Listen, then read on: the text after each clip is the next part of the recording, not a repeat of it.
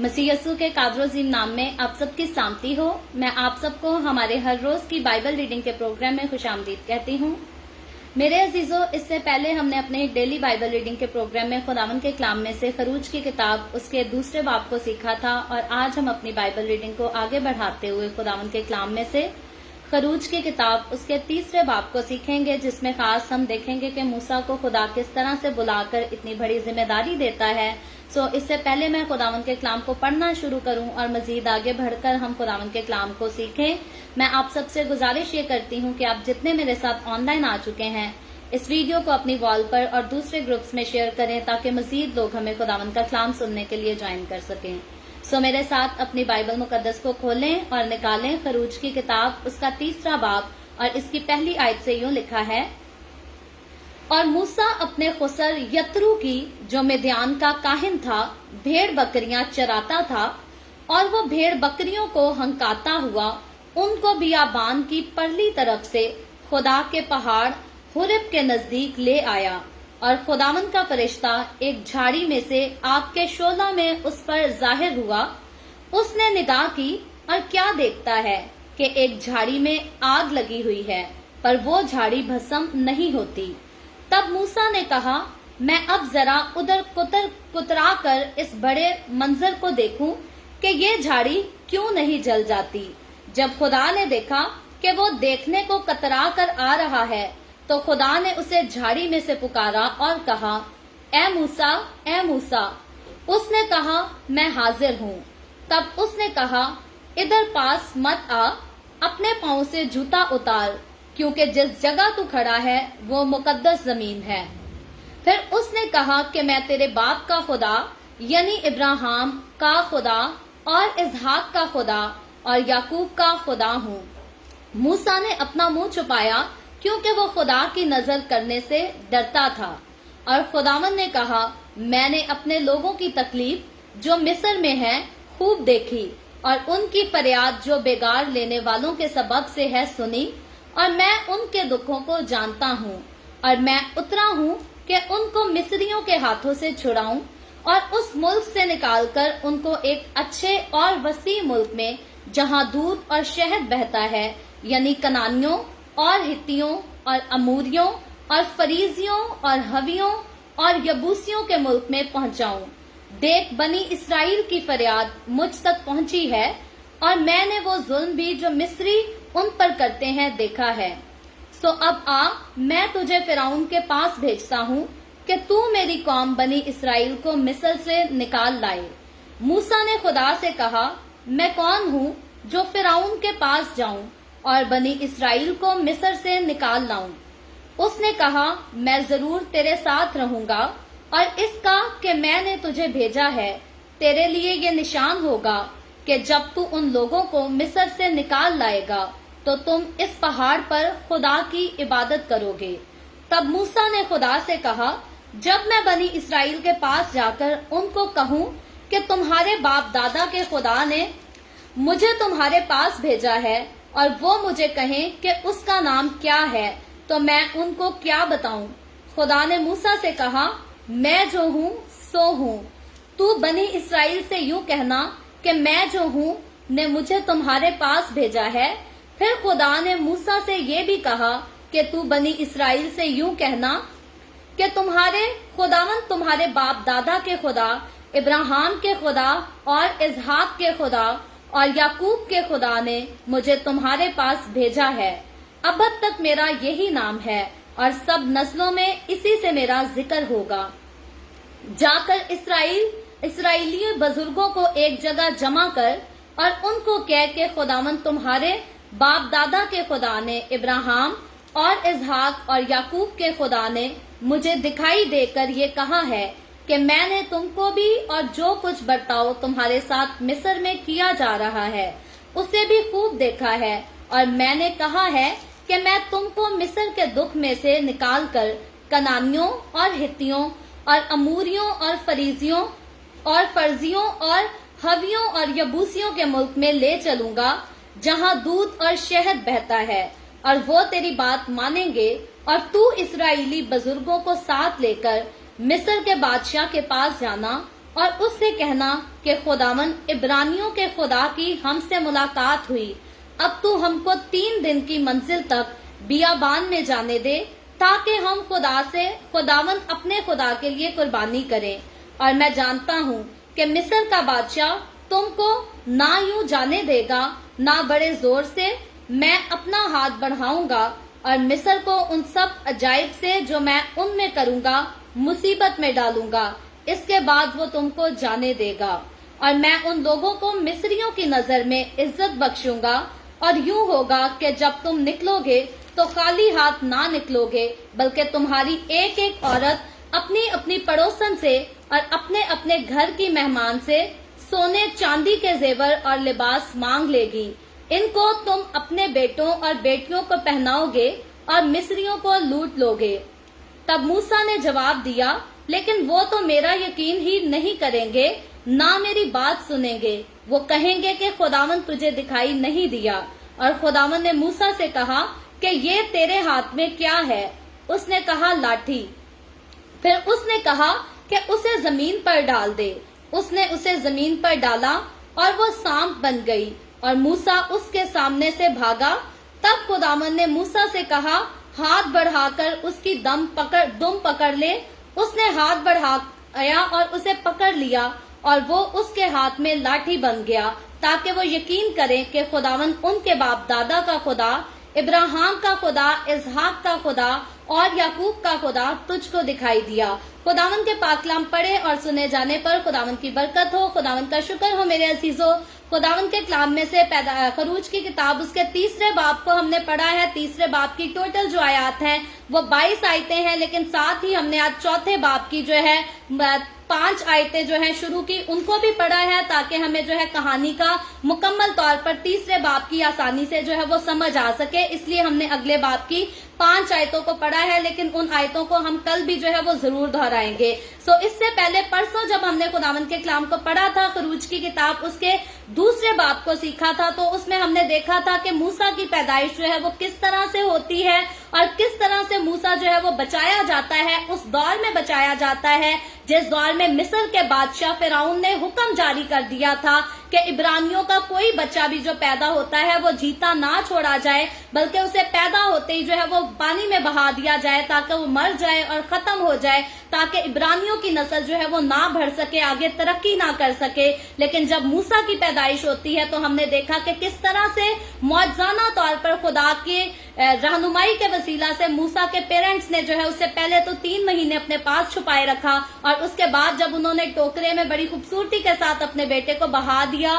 تو کس طرح سے وہ فرعون کی بیٹی کے ہاتھ لگتا ہے، اور فرعون کی بیٹی جو ہے وہ اس کو پالنے کی خواہش کرتی ہے، اس پر ترس کھاتی ہے، اور اسی کی وجہ سے موسیٰ کا جو رہنا ہے وہ اسے محل میں نصیب ہوتا ہے، نہ کہ عبرانی لوگوں کے گھروں میں نصیب ہوتا ہے۔ اور یاد رکھے موسیٰ جو ہے وہ محل میں پڑا بلا اور وہ بادشاہ کا بیٹا کہلاتا تھا، یعنی کہ محل میں رہتے ہوئے، فرعون کے محل میں دربار میں رہتے ہوئے موسیٰ نے جو زندگی گزاری تھی وہ شہزادوں جیسی زندگی گزاری تھی، بڑی عالیشان زندگی گزاری تھی، لیکن اتنی اچھی زندگی کو گزارنے کے باوجود، اتنے اچھے رواج کو جو ہے، اتنا اچھا کھانا پینا لباس، ہر سارا کچھ جو تھا وہ موسیٰ کے پاس اچھا تھا، لیکن ان ساری چیزوں کے باوجود ہم نے پرسوں سیکھا یہ تھا کہ جب موسیٰ اپنے بھائیوں کو جو ہے وہ دیکھتا ہے تکلیف میں، پریشانی میں، اور یہ دیکھتا ہے کہ مصری کس طرح سے عبرانیوں پر ظلم کرتے ہیں، ان کو ستاتے ہیں، ان کو پرسیکیوٹ کرتے ہیں، تو موسیٰ کا خون جو ہے پھر جوش مارتا ہے، اور موسیٰ جو ہے وہ رہ نہیں پاتا اور مصری آدمی کو جو ہے وہ قتل کر دیتا ہے۔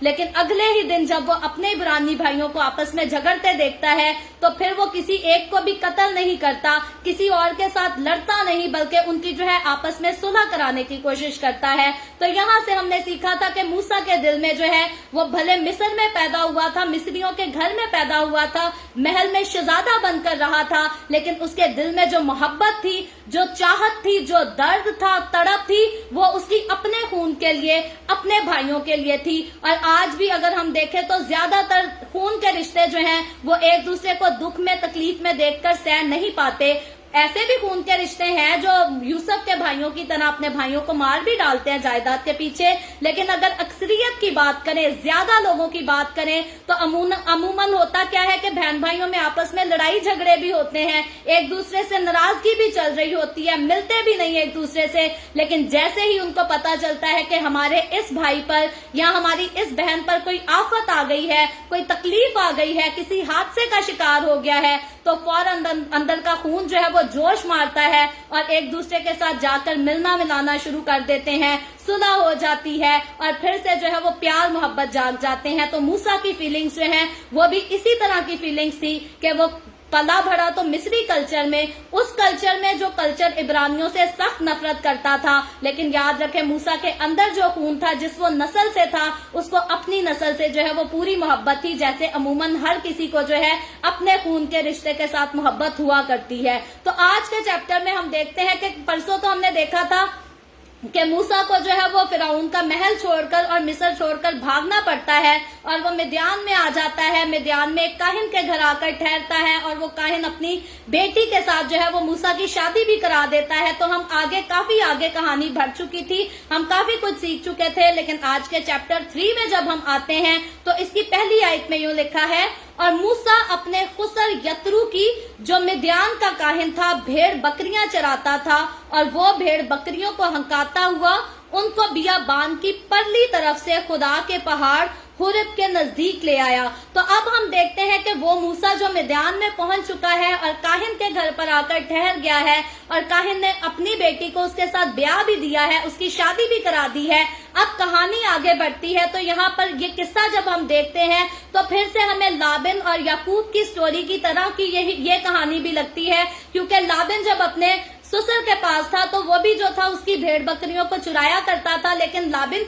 याकूब की जो लाबिन के घर में खिदमत थी, वो मेहनत थी, वो किसी वजह से थी, उसने उसकी बेटी को जो है वो बीवी के रूप में पाना था, इसलिए वो अपने ससुर की जो है वो खिदमत करता था। लेकिन यहाँ जब हम मूसा के ससुर को देखते हैं तो मूसा का ससुर जो है वो सिर्फ काहिन नहीं है, बल्कि बाकी अगर हम उसकी जिंदगी पर गौर करें, उसके उस सारे रवैये को जो मूसा के साथ वो अपना लेता है, वो जिस तरह से मूसा के साथ सलूक करता है, हमें यहाँ पर बात समझ ये आती है कि मूसा का जो ससुर था वो याकूब के ससुर, याकूब के मामू लाबिन की तरह नहीं, बल्कि ये काहिन था। तो इसकी जिंदगी जो है ये पाकीज़ा जिंदगी थी, अच्छी जिंदगी थी, ईमानदारी और दयानतदारी वाली जिंदगी गुजारता था। और मूसा जब जितना अरसा अपने ससुर के पास रहता है तो इसका ससुर जो है वो किसी बात में अपने दामाद को चीट नहीं करता, उसको कोई धोखा नहीं देता और बड़ी इज्जत के साथ मूसा जो है उसकी भेड़ बकरियों को चराता हुआ हम देखते हैं कि एक दिन ऐसा आता है मूसा की जिंदगी में जब वो पहाड़ी की तरफ चला होगा तो उसने बिल्कुल भी नहीं सोचा होगा कि मैं जिस रास्ते पर जा रहा हूँ वहां मैं क्या देखने वाला हूँ, वहां मैं अपने खालिक से रूबरू जो है वो बात करने को हूँ। मूसा ने हरगिज इस बात को जो है वो तसव्वुर नहीं किया होगा, लेकिन हम देखते क्या है कि मूसा अचानक से भेड़ बकरियों को चराते हुए जो है वो एक पहाड़ पर ले जाता है और वहां जो है वो उस जगह पर पहुंच जाता है जहां खुदा जो है उससे बिल्कुल पहली बार जिंदगी में पहली बार उसे नजर भी आएगा और उससे जो है वो बातें भी करेगा। तो याद रखें, मेरे और आपकी आज भी बहुत सारे लोगों की जिंदगियों में ऐसे वाकयात होते हैं, इत्तेफाक से उनका जो है वो गुजर हो जाता है किसी जगह पर और उस जगह पर जो है खुदावंद उनके लिए बड़े बड़े काम करता है। और यहाँ मूसा के लिए जो खुदा करने वाला है वो सिर्फ बड़े काम नहीं, वो बड़े अजीब, इंसान की सोच उसकी समझ से मुकम्मल तौर पर ये बाहर काम है जो खुदा मूसा की जिंदगी में करने को है। आगे चलकर जब हम दूसरी आयत को देखते हैं तो लिखा है, और खुदावंद का फरिश्ता एक झाड़ी में से आग के शोला में उस पर जाहिर हुआ, उसने निगाह की और क्या देखता है कि एक झाड़ी में आग लगी हुई है पर वो झाड़ी भस्म नहीं होती। तब मूसा ने कहा, मैं अब जरा उधर कुतरा कर इस बड़े मंजर को देखूं कि ये झाड़ी क्यों जल नहीं जाती। तो अब हम देखते हैं कि मूसा जो है वो एक अजीब मंजर को देखता है कि झाड़ी में आग तो लगी है लेकिन वो झाड़ी जिसमें आग लगी है वो जल नहीं रही, उसको कोई नुकसान नहीं पहुंच रहा। तो अब मूसा जो है वो उसकी तरफ जाना चाहता है, तवज्जो करता है कि मैं जरा करीब जाकर देखूं कि आखिर ये मंजर है क्या। तो चौथी आयत में आगे लिखा है, जब खुदावन ने देखा कि वो देखने को कुतरा कर आ रहा है तो खुदावन ने उसे झाड़ी में से पुकारा और कहा, ए मूसा, ए मूसा। उसने कहा, मैं हाजिर हूँ। तब उसने कहा, इधर पास मत आ, अपने पांव से जूता उतार, क्योंकि जिस जगह तू खड़ा है वो मुकद्दस जमीन है। तो आज याद रखें, मैं इससे पहले और कोई बात करूं, ये जो तीसरा चैप्टर हम पढ़ रहे हैं, बाइबल मुकद्दस के जो स्कॉलर लोग हैं बहुत सारे जो है वो अपनी मुख्तलिफ किस्म की राय पेश करते हैं इन सारी बातों के पीछे, इन सारे मामलात के पीछे, लेकिन यहाँ मैं और आप हम बड़ी सादगी से इस कलाम को सीखेंगे। हम मुख्तलिफ किस्म की राय को जो है यहाँ पर खोलकर डिस्कस नहीं करेंगे, क्योंकि खुदावंद के कलाम को सादगी से जितना पढ़ो और सादगी से जितना अपनी जिंदगी में अपनाना चाहो, ये उतना ही काम करता है। वरना बहुत सारे लोग जो हैं वो बहुत सारी मुख्तलिफ किस्म की डॉक्ट्रीन में उलझ कर जो है वो अपने ईमान से पीछे हट जाते हैं। सो हम सादगी से, जिस तरह से खुदावंद ने हमें सादा कलाम दिया है, हम इसको सादगी से पढ़ेंगे, सुनेंगे और इस पर जो है वो अमल करने की कोशिश करेंगे, क्योंकि अमल करना ज्यादा जरूरी है, बजाय इसके कि इंसान डिग्रियां कलेक्ट करता रहे और खुदावंद के साथ अपनी जिंदगी जो है वो साबित कदमी के साथ ना गुजार सके। सो सबसे ज्यादा जरूरी जो है वो अमल करना है, तो वो मैं और आप हम सब मिलकर जो है इस कोशिश को करेंगे। तो यहाँ हम चौथी आयत से लेकर 5वीं आयत तक मंजर ये देखते हैं कि मूसा जो है उस झाड़ी के पास जब आने लगता है तो खुदावंद क्या देखता है कि अब ये आने वाला है, मेरे पास आने की कोशिश कर रहा है। तो अब खुदावंद जो है वो पहली बार मूसा की जिंदगी में, बिल्कुल पहली बार खुदा जो है उससे हम कलाम होता है, उससे बातें करता है और रूबरू बातें करता है। और लिखा है, याद रखें यहाँ पर एक खास कॉन्सेप्ट है, मैं उसको क्लियर करना चाहूंगी कि यहाँ हम देखते हैं कि मूसा ने रूबरू जो है वो खुदा को देखा था, तो वो आग की सूरत में,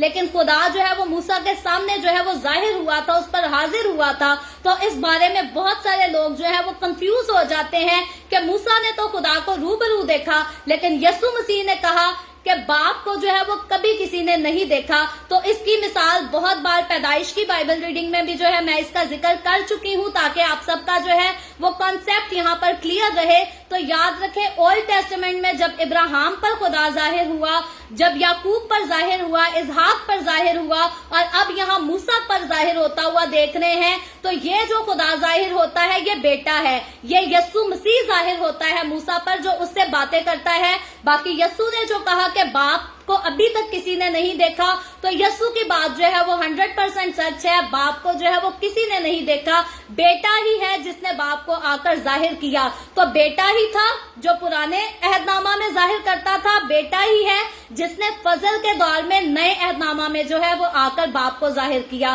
तो यहाँ जो यीशु से, जो हस्ती मूसा से कलाम होती है, हम कलाम होती है, उससे बातें करती है, ये हस्ती कोई और हस्ती नहीं बल्कि मेरा और आपका, ये हमारा खुदावंद यीशु मसीह है, जो आग में से जाहिर होकर मूसा से जो है वो बातें करता है और हम कलाम होता है। तो यहाँ जो है खुदावंद मूसा को खास बात के लिए जो है वो मना करता है। सबसे पहली बात तो उसको अपने करीब आने से मना करता है, और दूसरी बात मूसा से कहा जाता है कि अपने पैरों से जूती को जो है वो उतार दे, क्योंकि जिस जगह तू खड़ा है ये जगह जो है ये मुकद्दस जगह है, ये पाक जगह है, क्योंकि जिस जगह पर खुदावंद की हाजिरी होती है वो जगह जो है वो मुकद्दस कहलाती है। और इसीलिए मूसा को हुक्म ये दिया जाता है कि अपने पैरों से जूती जो है वो उतार डाल। और आज बहुत सारे ऐसे एडवांस चर्चेज हैं जिन्होंने इस बात को जो है वो रद्द कर दिया है, इग्नोर कर दिया है कि मूसा को जी उस वक्त खुदा ने कह दिया था कि जूती उतार दे, लेकिन इसका ये हरगिज मतलब नहीं कि हम चर्चेज में जाते हुए जूतियां अपने पैरों से उतारें। तो याद रखें, जिस जगह पर खुदावंद की हुजूरी होती है वो जगह पाक होती है, और खुदावंद के घर में जब भी हम जमा होते हैं तो वो दीवारें, लेकिन जब हम खुदावंद का नाम लेते हैं, उसको पुकारते हैं, तो वो उस जगह पर आकर जो है वो मौजूद हो जाता है, उसके रूह का मसा वहां पर आकर ठहर जाता है, और जब उसका मसा आकर ठहर जाता है तो वो जगह जो है वो पाक हो जाती है। और जिस जगह पर खुदावंद की हजूरी है, मुझे और आपको वहां कभी भी अपनी जूतियां लेकर जो है वो नहीं जाना चाहिए। मैं इस बात को जानती हूं कि बहुत सारे एडवांस चर्चेस के लोग, बहुत सारे पास्टर जो हैं वो इस बात पर इत्तेफाक नहीं करेंगे, लेकिन एक सिंपल सी एग्जाम्पल ये है मेरे पास कि जब भी हमारे घरों पे कोई मेहमान आता है तो हम अपने मेहमानों से हमेशा गुजारिश करते हैं कि हमने अपने घर को बड़ा साफ सुथरा रखा है, झाड़ू पोछा लगाया है, तो काइंडली अपनी जूती जो है वो बाहर दरवाजे के बाहर उतार के आए, ताकि बाहर से ये जो डस्ट है, गंद है, वो हमारे घर के अंदर जो है वो इंटर ना होने पाए, क्योंकि हम ना अपने घर को जो है वो बड़ा साफ सुथरा रखते हैं। तो आज इंसान लोग, ये खास तौर पे ये जो एडवांस चर्चेज वाले लोग हैं जो कहते हैं चर्चेज में जूतियां पहनकर आना कोई बात नहीं, वो लोग भी जो है वो अपने घरों में किसी को जूतियों के साथ आना अलाउ नहीं करते, बल्कि वो कहते हैं कि जूती को जो है वो बाहर ही उतारा जाए। तो याद रखें, जब खुदा के घर की गैरत आती है तो ये बात जो है वो बिल्कुल नाइंसाफी वाली बात है। हम कहते हैं कि हमारे घर के अंदर तो कोई अपने जूतियों की डस्ट को लेकर दाखिल ना हो, लेकिन चर्च में जो है वो जूतियां लेकर अंदर जा सकता है। तो याद रखें, मेरे नजदीक अपने घर को साफ रखने की बजाय ज्यादा जरूरी ये है कि हम खुदा के घर को, जहां हर वक्त खुदा की हजूरी 24 घंटे खुदा की हजूरी रहती है, हम उसको भी जो है वो पाक साफ करें। और अगर खुदा की हजूरी की बात की जाए तो याद रखें, सिर्फ चर्च में नहीं, हमारे अपने घरों में, हमारी जिंदगियों में भी 24 घंटे जो है वो खुदा की हजूरी का होना जरूरी है। लेकिन जब हम चर्च के लिहाज की बात करते हैं तो खुदावंद के कलाम को यहाँ पर समझते हुए मेरी राय ये है, मेरा ख्याल ये है, मेरा दिल इतना एहतराम जरूर करता है कि अगर मुझे नहीं पसंद कि कोई मेरे घर में जूती लेकर अंदर आए,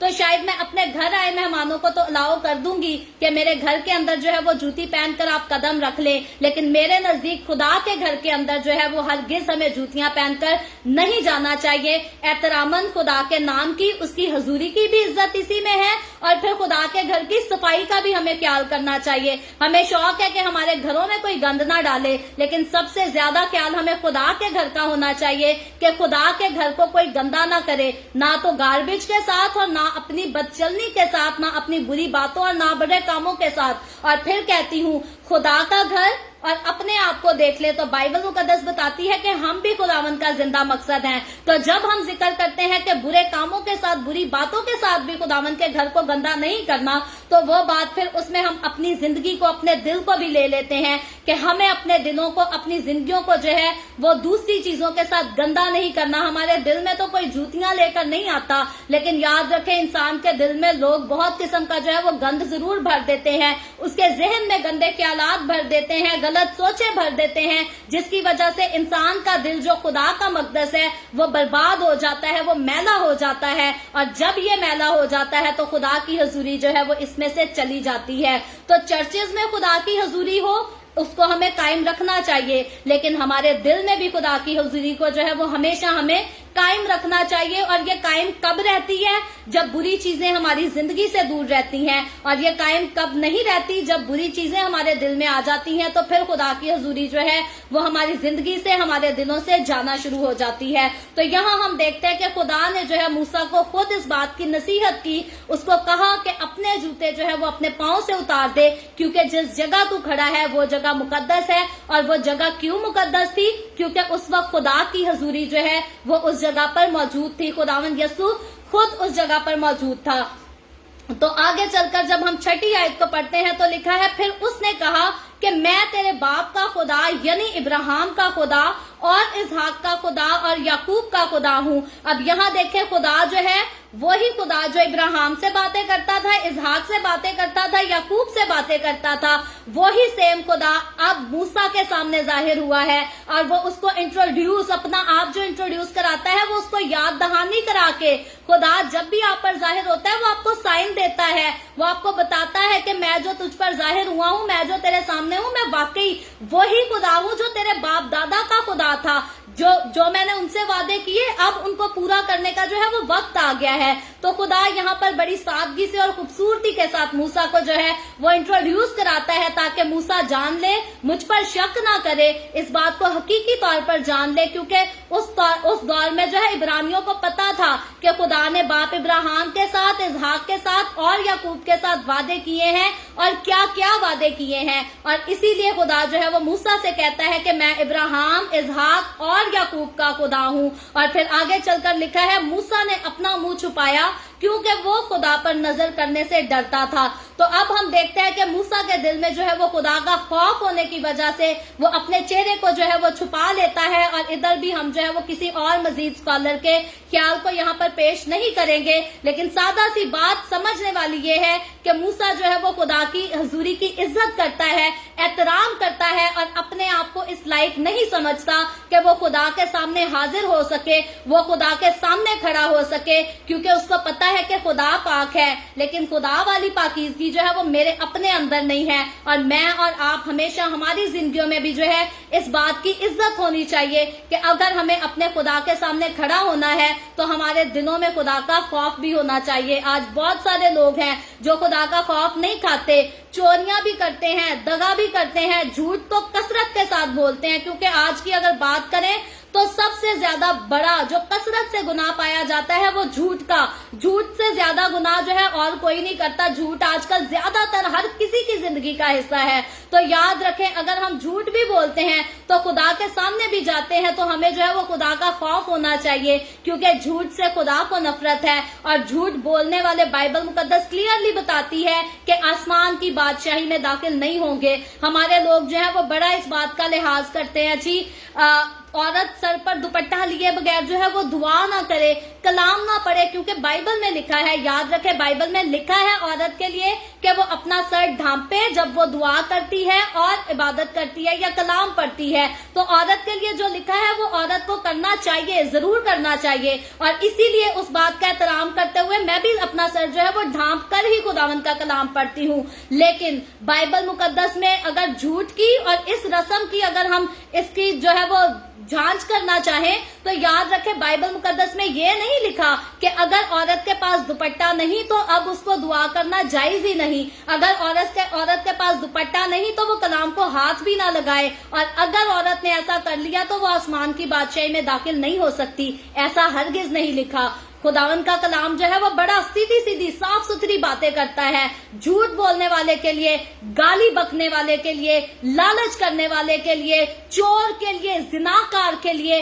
इन लोगों के लिए जरूर बाइबल मुकद्दस में साफ लिखा है। शराब नोशी करने वाले के लिए, नाच रंग करने वाले के लिए, बदकारियां करने वालों के लिए साफ लिखा है कि ये लोग खुदा की बादशाही में दाखिल नहीं होंगे। लेकिन अगर एक औरत के पास दुपट्टा नहीं है और वो दुआ कर लेती है तो बाइबल मुकद्दस में ऐसा हरगिज नहीं लिखा कि वो औरत जो है वो खुदा की बादशाही में दाखिल नहीं होगी। तो बजाय इसके कि हम गलत चीजों पर जो है उनको टारगेट करते रहे और किसी को जीने ना दें, बेहतर है हमारे लिए कि हम अपनी जिंदगियों से झूठ को, जिना को, दगाबाजी को, चोरी को, लालच को, फसादों को, झगड़ों को, इन सारी चीजों को जो है वो अपनी जिंदगी से निकाल दें और पाकीज़गी के साथ, ईमानदारी के साथ, सच्चाई के साथ जो है वो खुदावंद की हजूरी में चल सकें। और फिर हम खुदा को जो है वो पसंद भी आ सके और फिर हकीकी मायनों में हम कह सकें कि हमारे दिलों में, हमारी जिंदगियों में दुनिया का तो नहीं लेकिन खुदा का खौफ जरूर है। और खुदा का खौफ है, इसीलिए हम खुदा का एहतराम भी करते हैं, इज्जत भी करते हैं,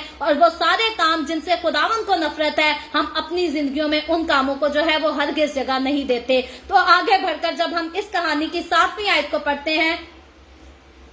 तो 7वीं आयत में लिखा है, और खुदावंद ने कहा, मैंने अपने लोगों की तकलीफ जो मिस्र में है खूब देखी और उनकी फरियाद जो बेगार लेने वालों के सबब से है सुनी, और मैं उनके दुखों को जानता हूँ। तो अब हम देखते हैं कि खुदा जो है वो मूसा से बात करता है। पहले तो खुदा ने बड़ी तरतीब के साथ जो है वो मूसा पर अपने आप को जाहिर किया और फिर उसको ये भी बताया कि मेरी हुजूरी में किस तरह से आना है या किस तरह से ठहरना है। फिर खुदा ने उसको इंट्रोड्यूस भी कराया, अपना इंट्रोडक्शन भी दिया, और अब खुदा जो है उसको वजह भी बताता है कि मैं किस वजह से जो हूँ तुझ पर जाहिर हुआ हूँ, मैं क्यों तुझसे बात करने के लिए जो हूँ यहाँ उतर आया हूँ। तो बड़ी खूबसूरती से यहाँ लिखा है, खुदावन ने कहा, मैं अपने लोगों की तकलीफ जो मिस्र में है मैंने खूब देखी। तो याद रखें, मिस्र में रहने वाले जो इब्रानी लोग थे, जो कि खुदा की कौम के लोग थे, इसराइली लोग थे, खुदावन उनकी तकलीफ को देखता था, जानता था और उसका दर्द भी महसूस करता था, उसकी तड़प भी महसूस करता था। और ये तड़प बिल्कुल ऐसे ही है। अगर मेरे बेटे को मेरी आंखों के सामने रोना पड़े तो मैं हरगिज बर्दाश्त नहीं करूंगी। मैं अपने बेटे की खुशी को पूरा करने के लिए जो है उसके लिए कुछ भी कर सकती हूँ कि मेरा बेटा जो है वो दुख में ना हो। और अगर कोई मेरे बेटे के साथ कोई गलत सलूक करे तो मैं हरगिज यहाँ तक कि अपने करीबी रिश्तों को भी इजाजत नहीं दूंगी کہ کوئی میرے بیٹے کے ساتھ کسی قسم کی کوئی زیادتی کر سکے یا میرے بیٹے کے جسم کو یا اس کے جذبات کو جو ہے وہ ٹھیس پہنچا سکے۔ تو اب خدا کے لیے قوم بنی اسرائیل جو ہے وہ بالکل اسی طرح سے تھی جیسے خدا کی اپنی اولاد ہے، اور یوں تو پوری بنی نوع انسان نسل انسانی کی بات کرے تو یہ خدا کی بنائی ہوئی ہے، خدا سب کو پیار کرتا ہے، لیکن جب قوم بنی اسرائیل کی بات آتی ہے تو خدا نے خاص اس قوم کو جو ہے وہ مقرر کیا تھا تاکہ میری اور آپ کی تمام نسل انسانی کی جو ہے وہ نجات کا کام ہو سکے، نجات کا انتظام ہو سکے۔ اور اسی لیے یہ قوم، یہ نسل جو ہے یہ خداوند نے اسے بنایا تھا، خداوند نے اسے نام دیا تھا، مقرر کیا تھا۔ اگر دنیا میں بہت سارے مذاہب ہیں، میں اگر ان کے نام لینا چاہوں تو میں نام تو نہیں لوں گی، لیکن آپ سب کو پتا ہے بے شمار بہت سارے مختلف قسم کے ناموں کے مذاہب دنیا میں پائے جاتے ہیں، لیکن اگر ہم بات کریں کہ خدا نے کسی کو کوئی نام دیا ہو تو مختلف مذاہب ہیں، ان کو خدا نے کوئی نام نہیں دیا۔ مذہب جو ہے وہ مین میڈ ہے، یہ انسان کی طرف سے بنائے گئے ہیں، خدا کی طرف سے نہیں۔ اگر خدا نے کسی کو قوم کا نام دیا تو وہ ابراہیم، اسحاق، یعقوب، ان کے ساتھ خدا نے وعدہ بھی کیا اور نام بھی انہی کے نسل کو دیا، اور وہ نام خدا نے جو ہے وہ اسرائیل کا نام دیا۔ اور اسی لیے یہ قوم، اس کو خدا دیکھتا ہے، اس کے درد کو، تکلیف کو خدا دیکھتا ہے اور ان کا دکھ بھی کرتا ہے۔ اور اب وقت پہنچا ہے کہ اب جو ہے ان کو اس دکھ سے، تکلیف سے جس کو یہ سالوں سے سہ رہے ہیں، اب ان کو جو ہے وہ نکالا جائے، چھڑایا جائے۔ اور اسی لیے خدا جو ہے وہ اپنے بندہ موسیٰ پر ظاہر ہوتا ہے، اور پھر لکھا ہے خدا اس کو کہتا ہے ان کی فریاد جو بگاڑ لینے والوں کے سبب سے ہے سنی۔ تو اب ہم دیکھتے ہیں کہ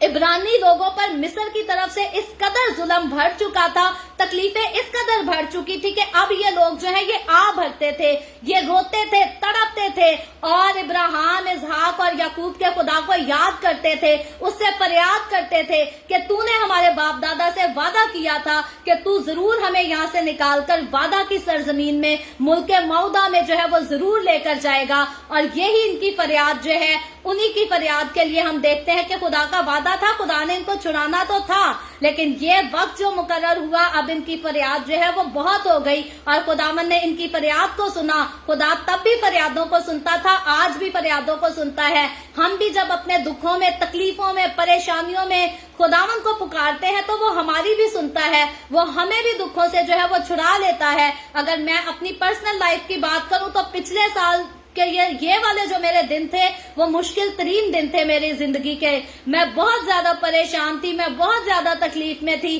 لیکن میں نے دن رات ایک کیا، میں نے خداوند کو کہا، میں نے کہا خداوند میں نہیں سہ سکتی، تو مجھے آزاد کر، تو مجھے چھڑا۔ اور میں خداوند کا شکر کرتی ہوں کہ آج اسی سال جیسے دن ہے، لیکن خداوند نے میری ساری مشکلات کو دور کیا، میری ساری مصیبتوں کو دور کیا، اور جن جن چیزوں کی، جن جن باتوں کی شکایت تھی مجھے اپنی زندگی میں، خداوند نے میرے سارے معاملات کو جو ہے وہ بڑی خوبصورتی کے ساتھ سالو کر دیا۔ تو خدا آج بھی ہمارے معاملات کو خوبصورتی کے ساتھ سالو کرتا ہے۔ تو قوم بنی اسرائیل کے جب اس معاملے کو سالو کرنے کی بات تھی، جو کہ خدا کی چنی ہوئی قوم تھی، تو خدا جو ہے وہ بڑی خوبصورتی سے ان سارے مسائل کو حل کرنے کے لیے، ان کو وعدہ کی سرزمین میں پہنچانے کے لیے جو ہے وہ موسیٰ سے یہ ساری باتیں کرتا ہے، اور اس کو بتاتا ہے کہ میں نے ان لوگوں کی فریاد کو جو ہے وہ سن لیا ہے۔ اور حقیقی طور پر خدا جانتا ہے کہ ان لوگوں کی طرف جو ہے وہ موسیٰ کو بھی ستاتی تھی اور مجھے بھی ستاتی تھی، اور اسی لیے اب دکھ کا جو ہے وہ اظہار بھی خدا کھل کے موسیٰ سے کرتا ہے۔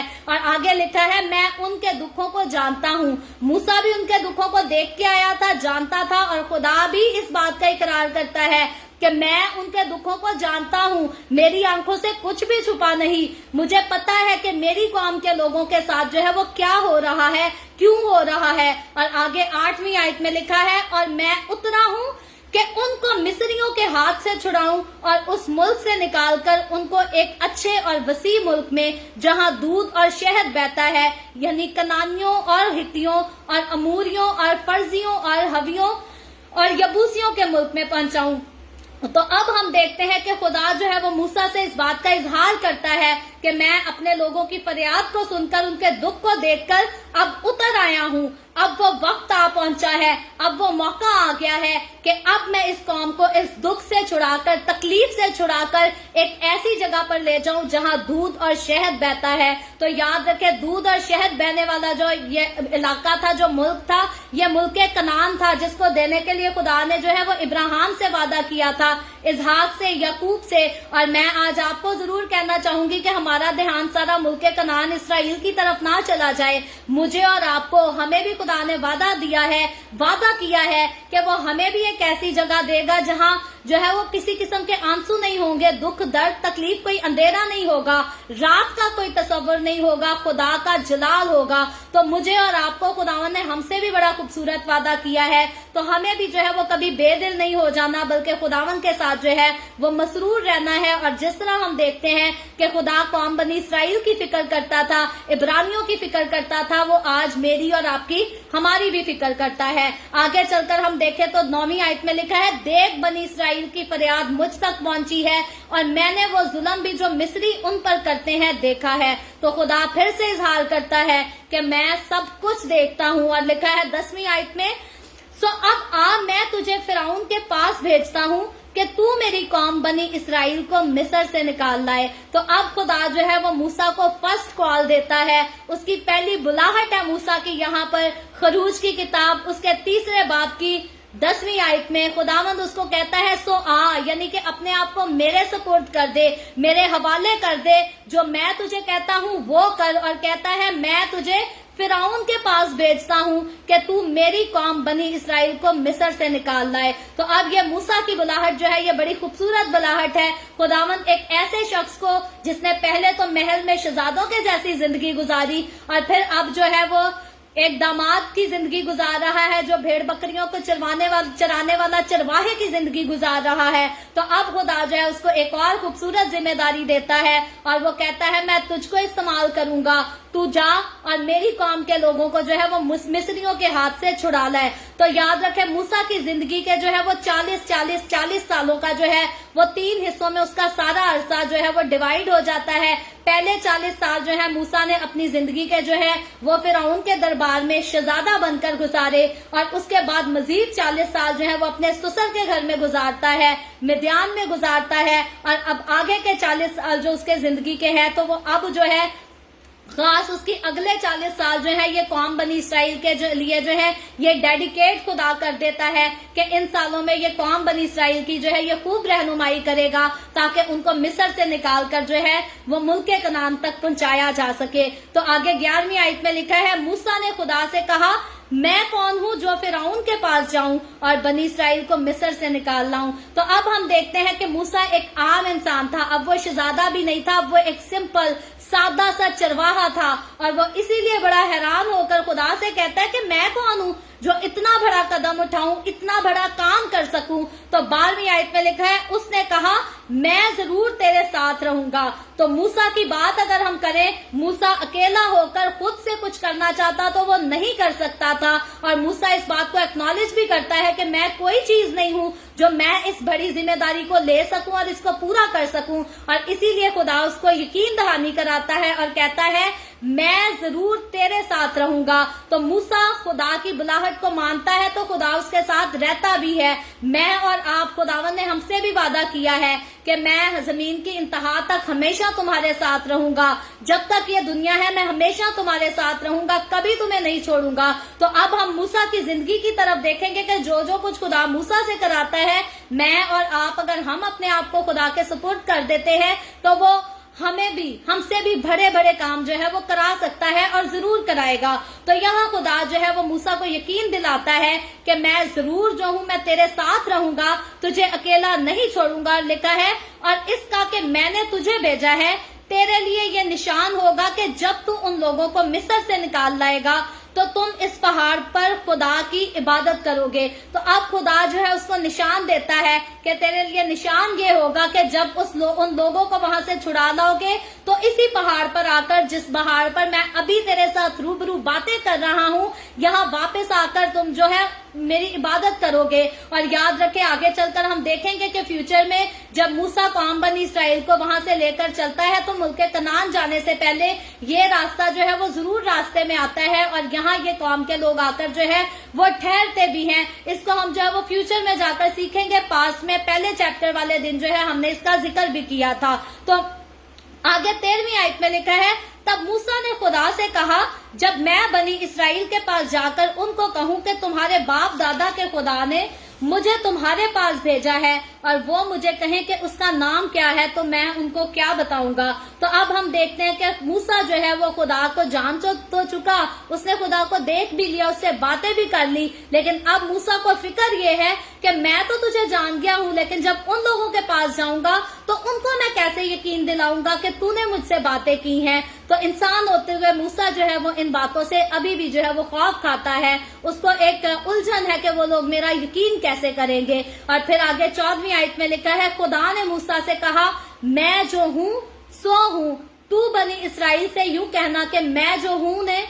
मुझे तुम्हारे पास भेजा है। और आगे 15वीं आयत में लिखा है, फिर खुदा ने मूसा से ये भी कहा कि तू बनी इसराइल से यूं कहना कि खुदावन तुम्हारे बाप दादा के खुदा, इब्राहिम के खुदा और इसहाक और याकूब के खुदा ने मुझे तुम्हारे पास भेजा है। अब तक मेरा यही नाम है और सब नस्लों में इसी से मेरा जिक्र होगा। तो अब खुदा जो है वो अपने आप को इंट्रोड्यूस कराने के लिए जो है मूसा को अपने नाम के लिए भी बताता है कि तू उनसे कह देना कि मैं जो हूँ सो हूँ, उसी ने फरमाया है। और फिर खुदा उसको ये भी कहता है कि इब्राहिम और इसहाक और याकूब का भी जिक्र करना, ताकि वो तेरा यकीन करें, उनको इस बात का पता होगा कि जो खुदा इब्राहिम से बातें करता था, जो खुदा इसहाक से बातें करता था, जो खुदा याकूब से बातें करता था, वही खुदा जो है वो मूसा से भी हम कलाम हुआ है। और उसी खुदा ने वादा किया था कि मैं इस मुल्क से तुम्हें छुड़ा कर लेकर जाऊंगा। तो हकीकी तौर पर अब जब वो खुदा हम कलाम हो गया है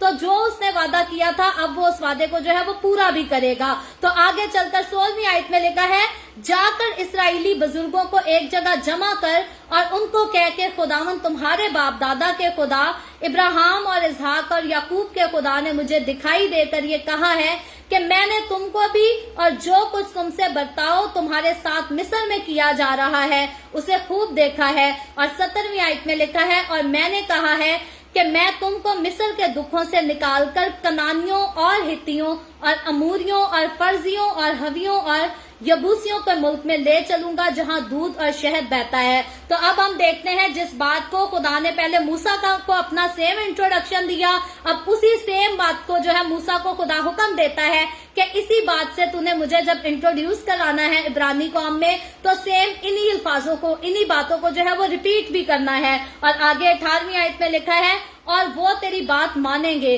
तो अब खुदा कहता है कि वो तेरी बात पर जो है वो यकीन करेंगे। क्यों करेंगे? क्योंकि वो जानते हैं, उनको याद है और उन्होंने यही फरियाद की है खुदा से कि जो वादे तूने इब्राहिम, इसहाक और याकूब से किए हैं उनको हमारी जिंदगियों में पूरा कर। और अब जब खुदा उनके लिए उन वादों को पूरा करने के लिए उठा है तो वो जरूर तेरा जो है वो यकीन करेंगे, क्योंकि उनकी फरियाद का जवाब उनको मिल जाएगा। और आगे लिखा है, और तू इसराइली बुजुर्गों को साथ लेकर मिस्र के बादशाह के पास जाना और उससे कहना कि खुदावन इब्रानियों के खुदा की हमसे मुलाकात हुई। अब खुदा जो है वो एक नई जिम्मेदारी मूसा को देता है और कहता है कि इसराइली बुजुर्गों को अपने साथ लेकर जो है वो मिस्र के बादशाह के पास यानी कि फिरौन के पास जाना और उससे क्या कहना कि खुदावन इब्रानियों के खुदा की हमसे मुलाकात हुई है। तो याद रखें कि अब जो है मूसा को खुदा ने खास जो है वो मिशन में इंटर कर दिया है कि तूने सिर्फ जाकर इब्रानियों को मेरा इंट्रोडक्शन नहीं देना, तारुफ नहीं कराना, सिर्फ तसल्ली नहीं देनी, बल्कि आगे जाकर जो है वो वर्क भी करना है, काम भी करना है। कई बार हमारे लोग मुंह से जो है वो बड़ी बड़ी बातें करते हैं कि हम ये भी करेंगे, लेकिन उस पर काम जो है वो नहीं कर पाते। लेकिन याद रखें, खुदावन जब कोई जिम्मेदारी देता है तो हमें उसके बाद उसको पूरा करने के लिए जो है वो सुस्ती या काहिली करने का हुक्म नहीं देता, बल्कि हमेशा हम जब भी किसी काम को करने का जो है वो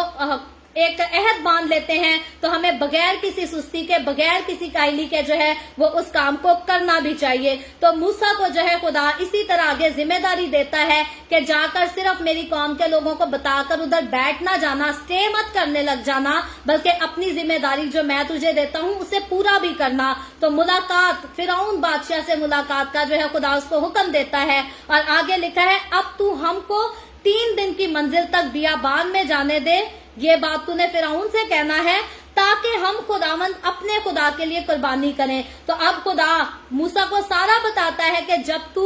فرعون کے پاس حاضر ہوگا تو نے اس سے کیا بات کرنی ہے. اور یاد رکھے جب خداوند آج بھی اپنے لوگوں کو کسی خاص کام کے لیے بھیجتا ہے تو خدا ساتھ ان کو بتاتا بھی ہے کہ انہوں نے کون سے کام کیسے کرنے ہیں. اور پھر آگے 19ویں آیت میں لکھا ہے اور میں جانتا ہوں کہ مصر کا بادشاہ تم کو نہ یوں جانے دے گا نہ بڑے زور سے. یعنی کہ خدا کہتا ہے کہ میں جانتا ہوں، وقت آنے سے پہلے مجھے پتا ہے کہ مصر کا بادشاہ تم لوگوں سے کیا سلوک کرے گا. نہ تو ایسے ہوگا کہ تو ابھی مصر کے بادشاہ کے پاس جا کر کہے گا اور وہ فوراً جانے دے گا، اور نہ زور سے. آفتے آنے کے بعد بھی جو ہے وہ پھر بھی بہت زور لگا لیں گے، وہ پھر بھی تمہیں جو ہے وہ جانے نہیں دے گا. خدا اس بات کا اقرار کرتا ہے کہ میں اس معاملے کو جو ہوں جانتا ہوں کہ آگے کو تمہارے ساتھ کیا ہوگا. لیکن 20ویں آیت میں آگے لکھا ہے سو میں اپنا ہاتھ بڑھاؤں گا. اب خدا کہتا ہے کہ تمہارے چلنے سے کچھ نہیں ہوگا، جو ہوگا کرنے والا میں ہی ہوں گا. تم نے صرف اپنے آپ کو پیش کرنا ہے،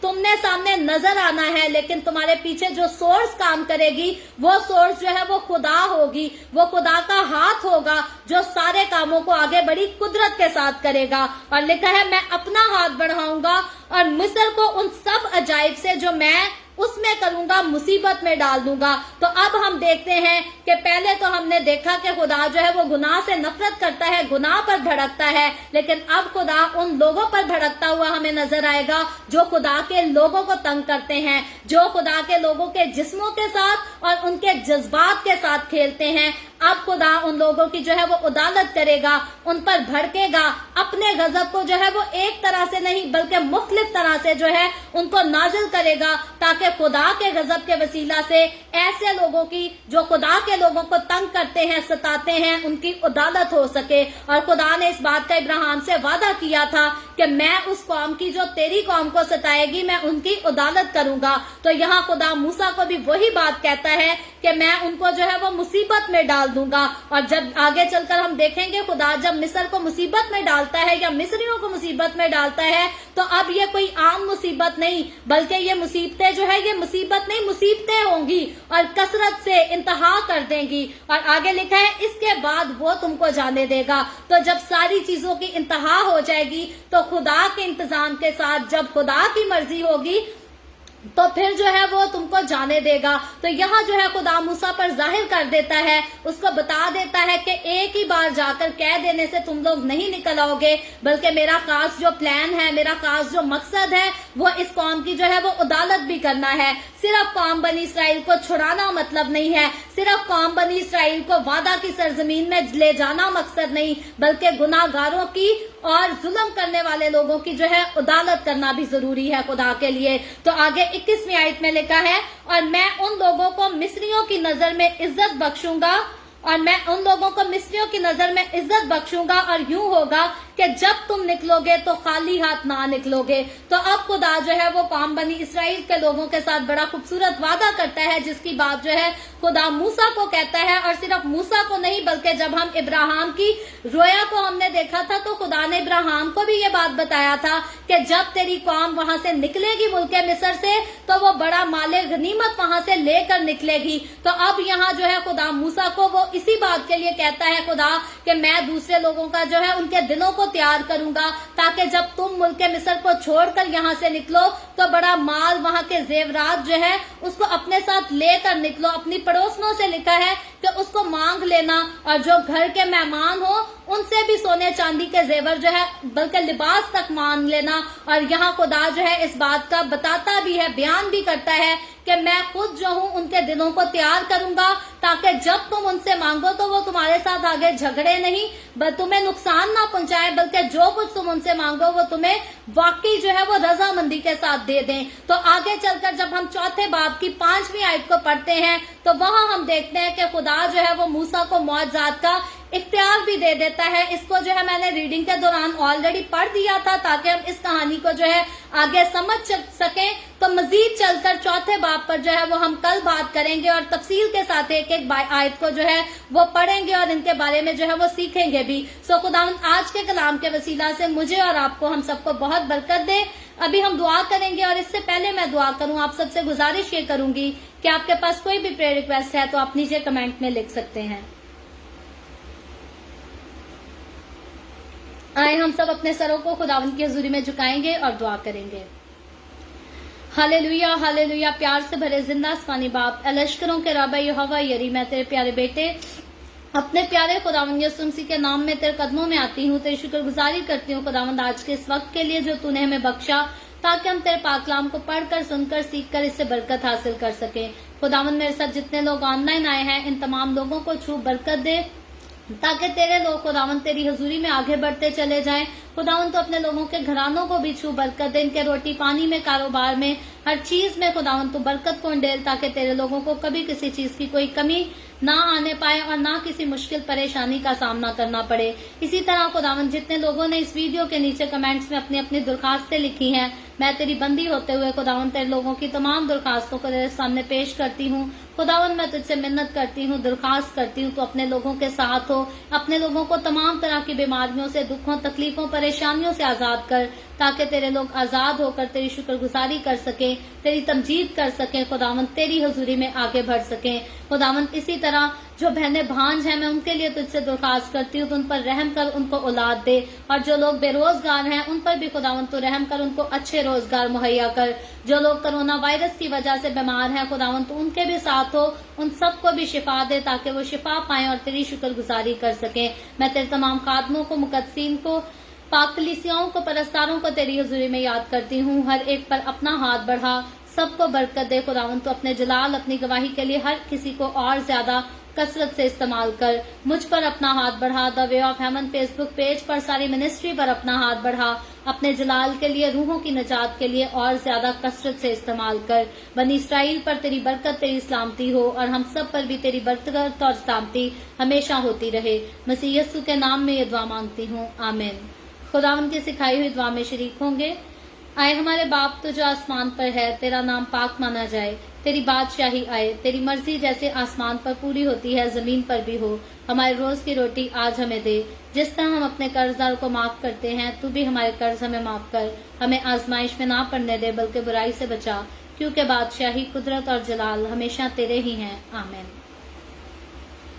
आमीन। खुदावंद आप सबको बहुत बरकत दे। मेरे साथ हर रोज ऑनलाइन आकर